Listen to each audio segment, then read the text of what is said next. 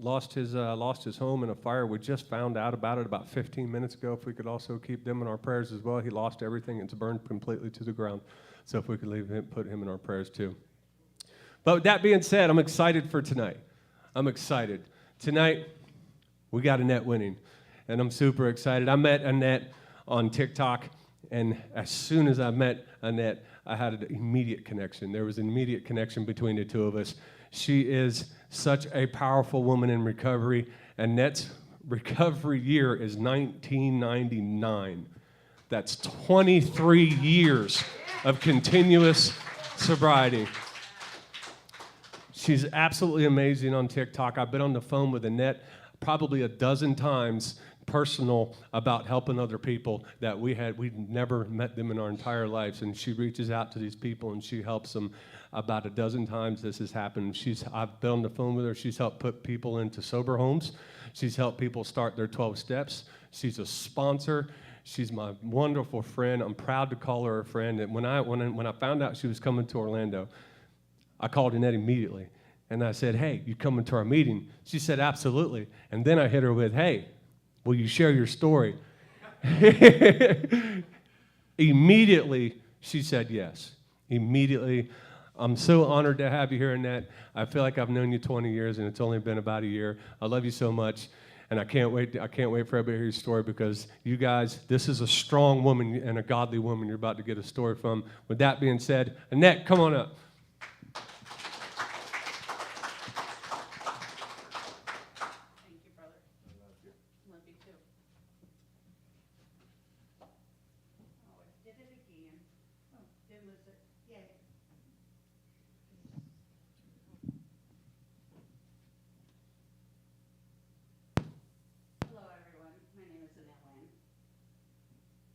My sobriety date is 11/25/1999.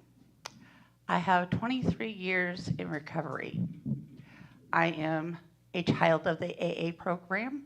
That is what I speak from because that is what I know. I also do know the Bible because I was brought up by the Bible. I was born to alcoholics and addicts. I wasn't born an alcoholic addict, but I was born to them. At the age of 5, my mom decided, that's it, this is enough, we're going to church. My mom, when she passed, she had 45 years in sobriety.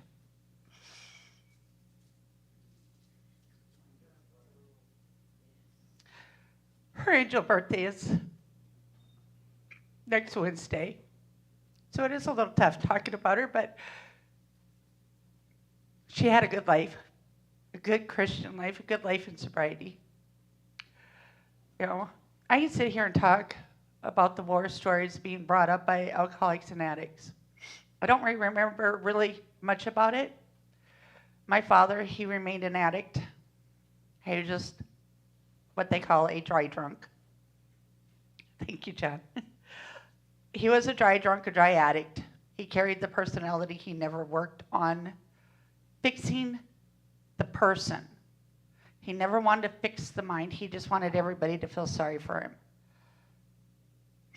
I'm also a survivor of child abuse, growing up in domestic violence, a survivor of child sexual assault, and a survivor of a rape. I was molested from the time I was 9 to the time I was the age of 12. By a member of our church. Doesn't mean that everybody in a church is bad. Just there's bad people everywhere.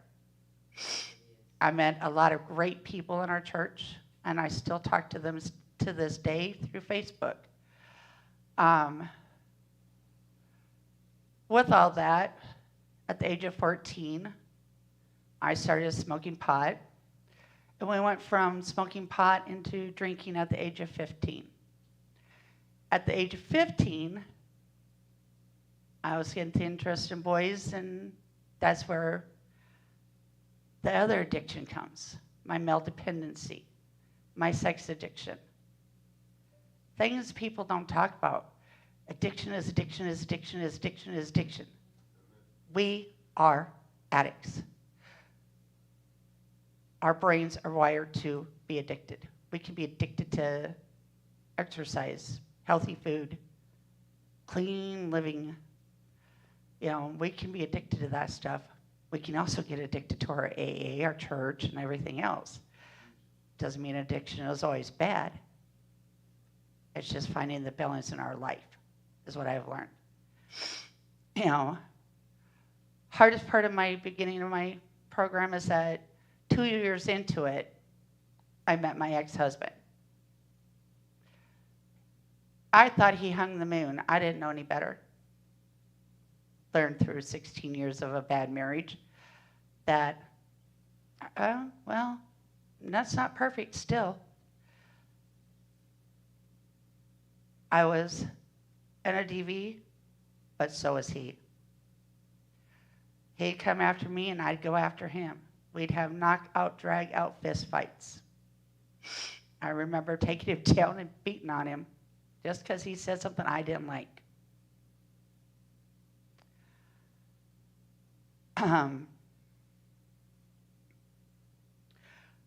But through that 16 years, I was able to remain sober.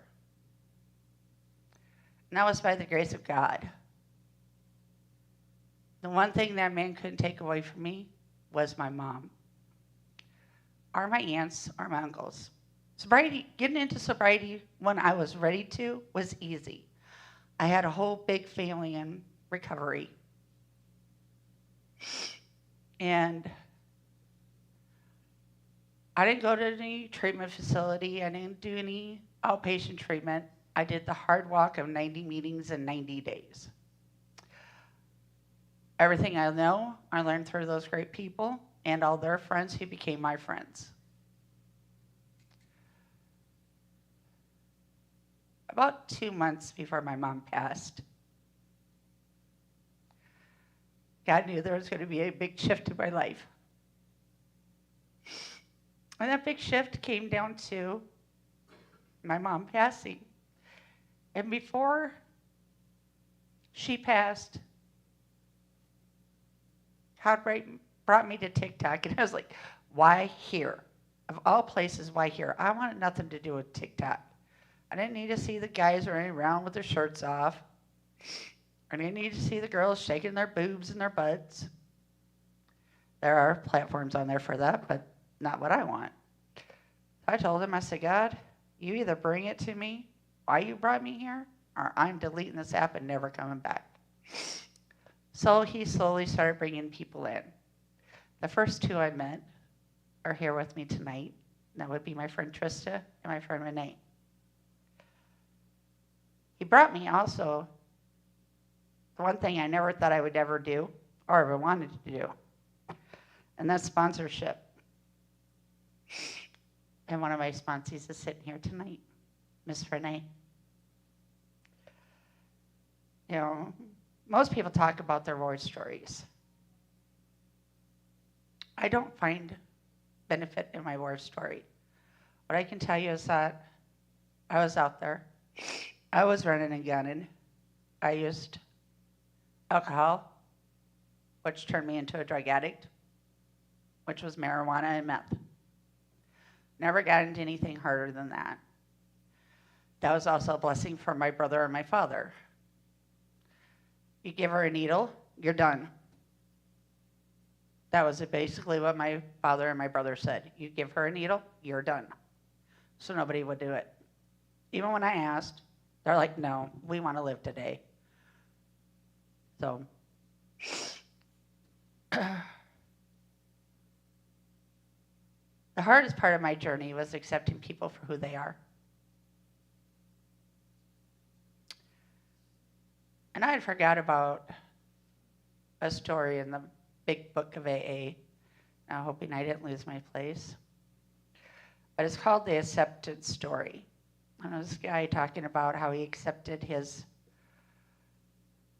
alcoholism, and how his wife how he couldn't control his wife's alcoholism. And he also couldn't control how she did her Al-Anon, another great program. And in this is a message that I love. And acceptance is the answer to all my problems today. When I am disturbed, it is because I find some person, place, thing, or situation, some fact of my life, hold on, I lost it. I find unacceptable to me. And I can find no serenity until I accept that person, place, thing, or situation as being exactly the way it is supposed to be at this moment. Nothing, absolutely nothing happens in God's world by mistake. To me, right there, it tells me that I was deemed to be an alcoholic, so I could carry a message. I was deemed to be a drug addict, so I can carry this message and show you that we can survive. We can overcome our addictions. The next part of it, until I accepted my alcoholism, I could not stay sober. Unless I accept life completely on life's terms, I cannot be happy. I can honestly say that I do accept life on life's terms. And I can acknowledge when something is going haywire with me and that I'm struggling with this person. And I've told people, I've said, sorry, but right now I can't deal with you because I'm going through this. It's okay to put those boundaries in there. It's okay to say, not today. I need me. The reason I wound up down here in Florida is I called my beautiful friend Trista. Said, I need a factory reset. She said, okay. Then we were on TikTok, and I told Miss Jody. And then John was live, and I went and John was live and said, John, I'm coming down. I want to meet your brother.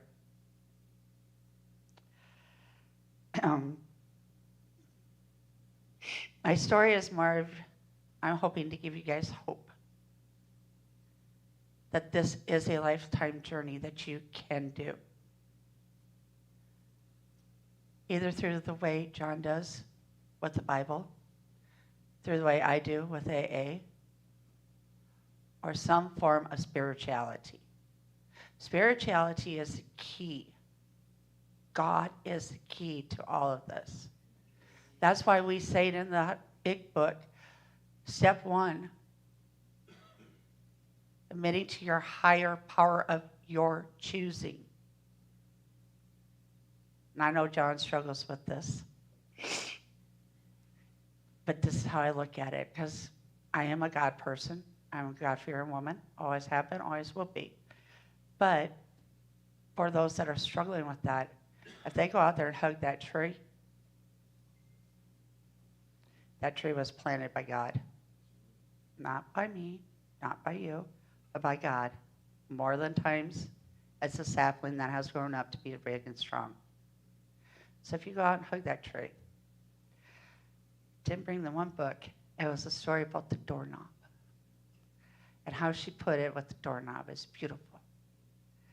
I have to touch that doorknob. So every time I touch that doorknob, I am touching God. Within a course of a week, she had found her higher power outside of that doorknob. She found that God was giving her those doors to open and to close.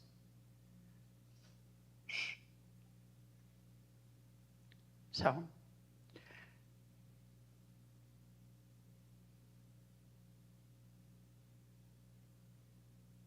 I'm hoping you guys enjoy your journey, because I know I have. Every little bump in the road, every little twist and turn that has made me go, well, what about this God? Has made me the strong person that I am today. It is by His good graces that I was blessed to come down here. And it was His good graces going through John to say, hey, come tell your story. My story is of strength and hope. And I hope you all enjoyed it. Thank you.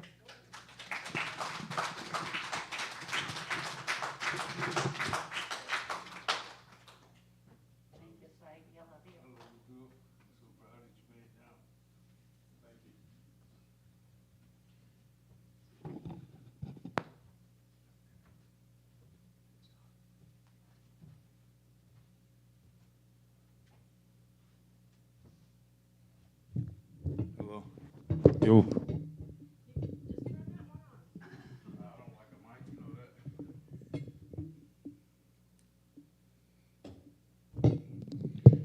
Thank you, Winnie. That was amazing. Wow, man, I love Strength and Hope. I was just sitting there listening to her story, man, because everybody's got war stories, you know. I got 24 years of them, plenty of newspaper articles about me. The coolest thing now is I can say I got newspaper articles about me being sober. And that's all God, you know. I mean, I look back at my life and what I've been through just in the last 3 weeks of my life. And sometimes I don't understand what's going on. Like I didn't understand the last 3 weeks of my life when God told me to stop what I was doing, stop teaching class, stop teaching DUI class, and really focus on my uncle. And even my dad kind of questioned me. You know, he's like, son, you good? Like, you know, you got things to do. And then my drive was to help my uncle. And I really think the first time in my life, and being 32 months sober, I truly listened to my higher power. And man, I'm glad I did. I'm glad I did. I want to tell y'all this before we get going. You know, man, as you're going, if you put an oak tree in like a 2-foot pot and you let it grow, it can only grow so big because of surroundings, you know what I mean? You got to get outside your comfort zone, man. You know, you got to do things that you ain't never thought about doing. As far as myself, like I said, man, the last few weeks, I got outside my comfort zone and really was obedient and really listened. Was really praying at night, asking God, man, this is what I need to do. This is what I need to do, you know. And my uncle had it all set up. He was starting radiation next Monday. I was taking him every day at 1. He had 8 weeks. And just enjoying the conversation at night. And then, boom, life on life terms, man. And it hit me, you know. I haven't grieved yet. And that's it's not like, it's not scary, it's just I haven't yet, you know. I'm here, but I'm not here. You know what I mean? Like, I don't even know how to explain it. It's been total, like, kind of chaos in my head a little bit, you know. Even questioning God a little bit, like, why? You know, like I had built my relationship up with him and just didn't understand, and then boom, you know, within 10 hours he's gone. You know what I mean? And I just but today, man, we come here to talk about strength and hope and moving forward, and just being a bigger and better person, being a presence in somebody's life. I love being a presence in people's life. I never thought 32 months ago. A lot of people, non-sayers, haters, whatever, man, I ain't even believe in my own self, you know. And I tell a lot of people this, man, if you're having a problem, go look at yourself in the mirror. Just stare at yourself in the mirror. If you're hurting, I guarantee within 30 seconds you put your head down. You can't even look at yourself. You know what that means? You got work to do, man. You got plenty of work to do. Today I can look in that mirror and I can smile at that mirror. I can truly smile back at myself and say, hey, man, I'm doing what I'm supposed to do. I know God's got my back. You know, I got young guys reaching out to me that I had no clue. I knew his mom. Jonathan reached out to me. I just want to say John's on day 9. He was on day 2 last week. It's things like that, man, that I'm totally honored with to think somebody to reach out and say, hey, man, is there any way you can give me some words of encouragement? Because I can tell you, I can't solve your problems. I can't even solve my own. I mean, I put God first. I have a great group around me, which is y'all. And that's the thing, man. If you want to grow and become a better person in life, man, you got to get some better friends, man. You know, the ones that you think are there for you ain't there for you, you know. And you're going to find out real quick when times get tough. And it ain't always about finances. It's just about who's going to tell you when you're doing wrong. You know, that's a true friend. It's hard to look at your homeboy or your homegirl and say, hey, man, I think something's going on with you. Because there's going to be repercussions. They're either going to tell you to get lost, tell you something else, tell you this, but at the same time, you could save their life. You know, right now, man, it's life or death out here. And the thing for me is I'm just honored to be able to hold this group with a special group of people that mean so much to me in my life. And I'm just honored to be able to, I look at this, man. This is amazing. This has been the biggest group, what is this, 8 weeks? This is the biggest we've had. I mean, it's starting to, my little girlfriends, where my little ladies at back there? They've been praying to fill this thing up, and look, y'all, it's starting to fill up. I love y'all, man. I love you guys, man, and this is what we do this for. This is unity in the community. This is what it's about. Like I said, man, I usually can get up here and spray some words. Y'all forgive me, man. My mind's not here. I love you guys. John's going to sing 24, and then we're going to do a little intimate session tonight, man, where we turn off all the social media, and if you guys got some things on your mind, we'll talk about it. You know, like I said, we can't solve your problems, but we can let it out. What's up, Ray? Incidentally, there's 24 in here right now. Wow. Wow. That's amazing. 24. All right, we have 24 here tonight in the building with us. 24. That's amazing, man. That is so cool, man. That's every day. I mean, we've had 7, 8, 10, 12. I mean, we've had 20. We've never had 24. And it's all God, man. I really appreciate everybody coming out. And Celeste cooked tonight, so y'all thank her. She's the chef. So John's going to sing 24. I love you guys. Before he does that, I'm going to make the announcement again because apparently I'm a dodo sometimes, and I didn't turn the audio on back there for everybody online. So what I said earlier was I was asked to ask everyone for prayers for my uncle. My Uncle Mark is currently in the hospital. He has MRSA. And also the deacon for this church, his house burnt down today. He's lost everything. So hopefully we'll be able to come up with a fundraiser or some sort of something to help them out. Okay, John, you ready? I gotta go back here.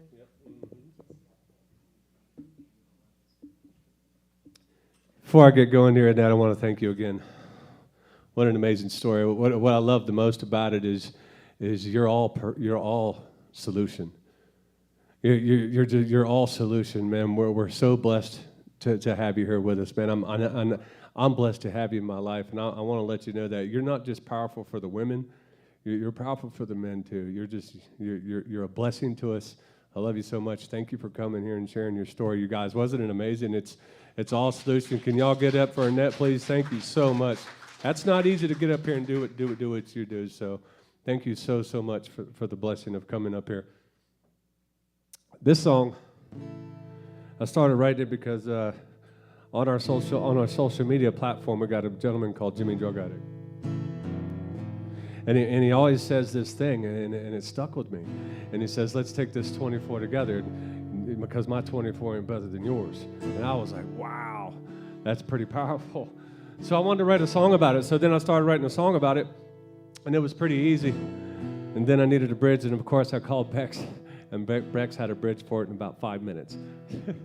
So with that being said, this song means so much to me.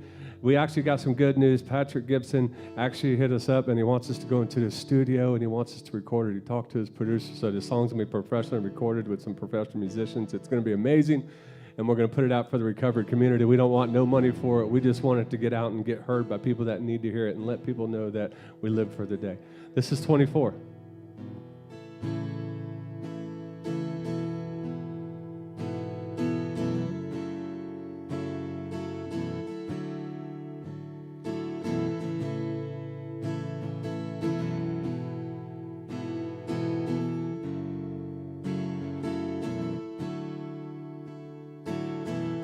Used to walk that line, used to burn,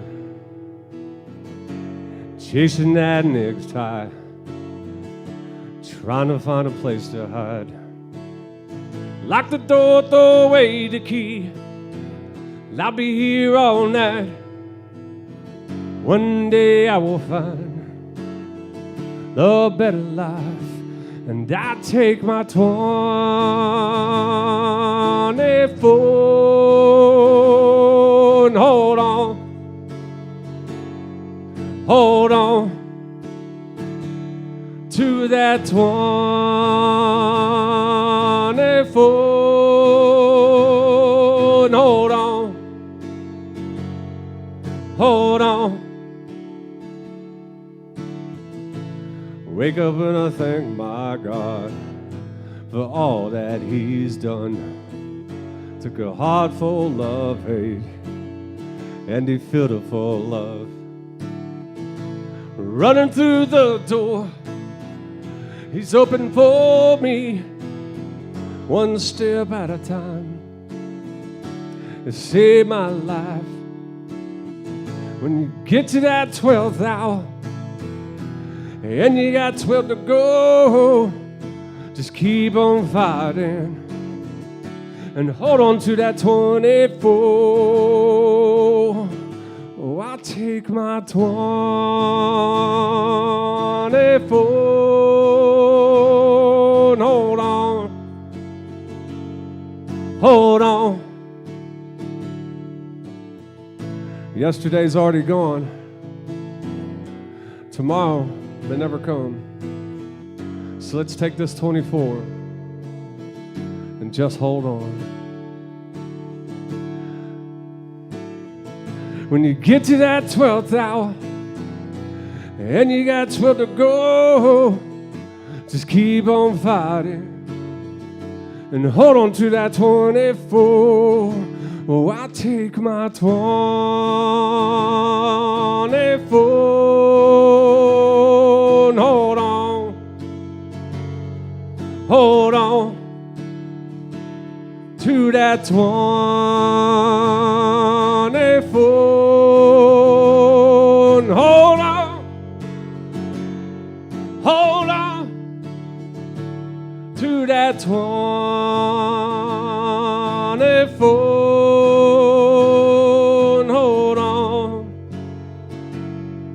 Hold on.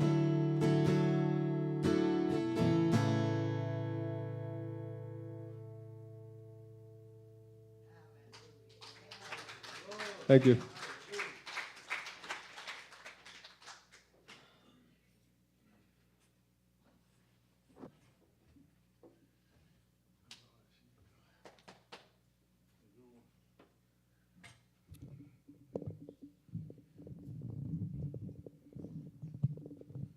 Becky, let me ask you a question.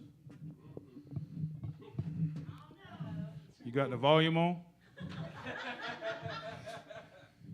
I tell y'all what, every week it's something with Becky. We've been doing this 7 weeks, still can't get it.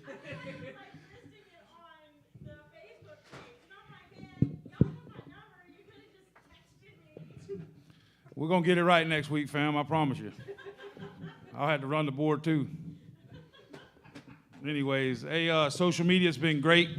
Love you guys. I hope you all have a great rest of the week. We got the Music Fest this week, man. So we got the Ocoee Music Fest. We got a booth. Y'all come check us out, man. Soberisswaggy and Takeover. All of us going to be out there representing. I know it's a big party with drinking, but we're going to be chilling in recovery, man. So it's going to be fun, man. We're going to have a blast, man, Friday and Saturday. So I hope to see all y'all there. Y'all swing by, take pictures, do whatever y'all want to do, man. Y'all come support us, just like we support y'all, man. So appreciate social media, Facebook. Yeah, love you guys. We'll catch up later. Now what we do here, this is going to be awesome, man. What's up? Next Monday's meeting? Yes, we do this every Monday at 7. Every Monday at 7. So you guys are more to say, tell a friend of a friend, man. We want to keep growing. It's just unity in the community. It's recovery. It's faith-based. It's an amazing event. It's starting to really grow. I hope that eventually one day, like my little girlfriends, I think they're probably back there drinking coffee. they've been praying for it to fill up, man. And I tell y'all what, man, this is 24 is the most so far, and it's just an honor to get up here and share what we do in recovery and each and every day. So now what we're gonna do is Becky will come up, I'll sit here, and John will sit here.